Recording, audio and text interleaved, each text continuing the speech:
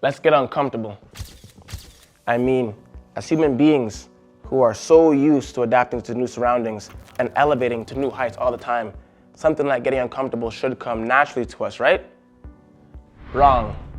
In fact, our subconscious minds make a point to immediately reject new ideas, new information, and new concepts that are brought to us, often by others, for the reason of protecting our core beliefs, value systems, and what we believe to already be fundamental truths.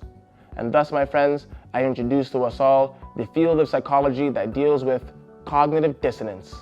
Now, when you look back at cognitive dissonance, what you find is a profound quote by a French psychiatrist, political philosopher, as well as author by the name of Frantz Fanon.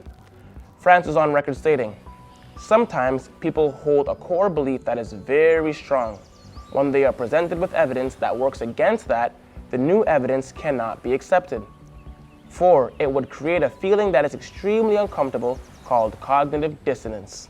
And because it is so important to protect our core belief system, they will rationalize it, ignore it, and even deny anything that doesn't fit into that core belief."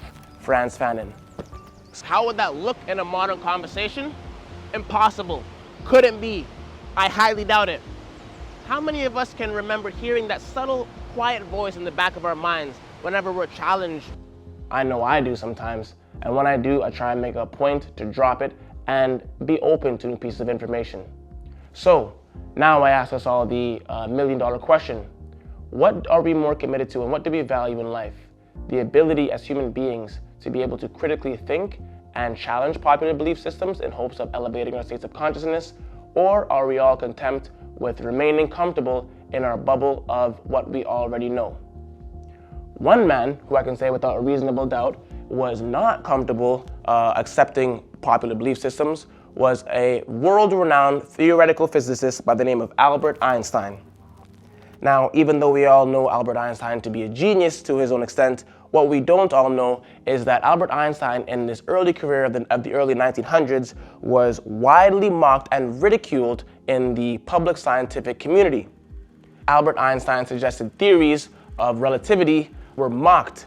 It wasn't until the year 1905, where Albert Einstein produced 4 papers on the topic, that he began to get some recognition, however only in the eyes of Germany for the most part. It was not until the year 1910, where in France, Albert Einstein started gaining a little bit of notoriety and recognition for his new ways of thought. However, in the US, he was still seen as very impractical and highly absurd for his new theories. It would not be until the year 1915 where Albert Einstein would finally produce his full paper and his full thesis on the theory of relativity, where he was able to finally prove his premise in the scientific community by calculating the rate of reflection via the sun. Now, can we imagine a world where Albert Einstein allowed his critics and his naysayers to overcome his devotion to the truth and allowed his passion to prove his premise to be diminished? We may very well be living in a completely different world today as we know it, and our concept of modern physics may be something that we couldn't fathom. Okay? So, to challenge this and to give you an example, why don't we take a look at something for ourselves and see just how comfortable we all are getting uncomfortable. To do this, we will identify 2 very contradictory statements that I find modern history as well as religion actually are built on and currently rest on.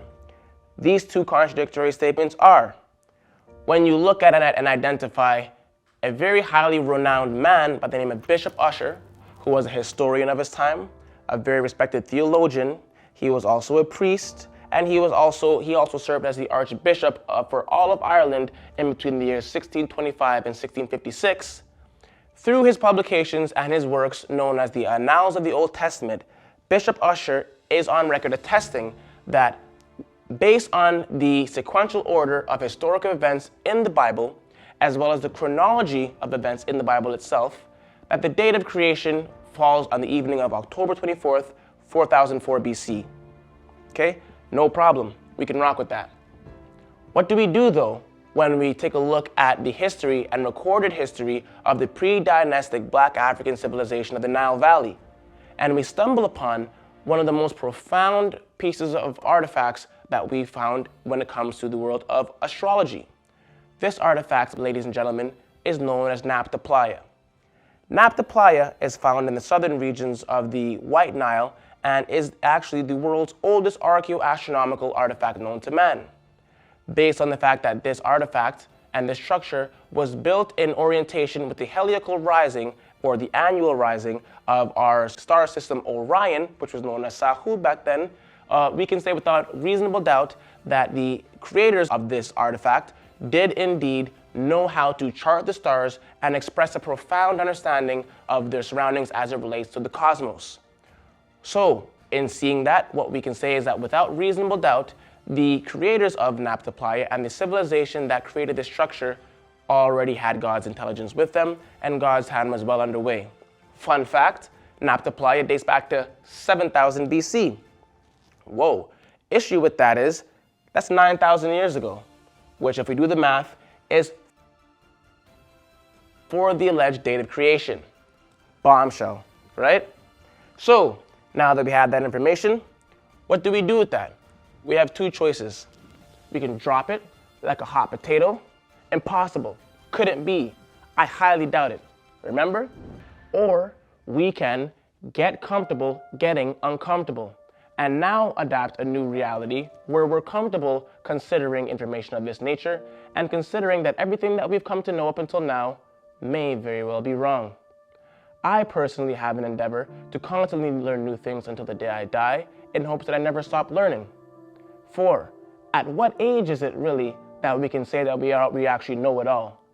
At what phase in our life that we are now above being able to take on new pieces of information, sometimes from others, that will in fact elevate what we already know and our state of consciousness? And in conclusion, I invite you all to get comfortable getting uncomfortable with me and overcoming cognitive dissonance.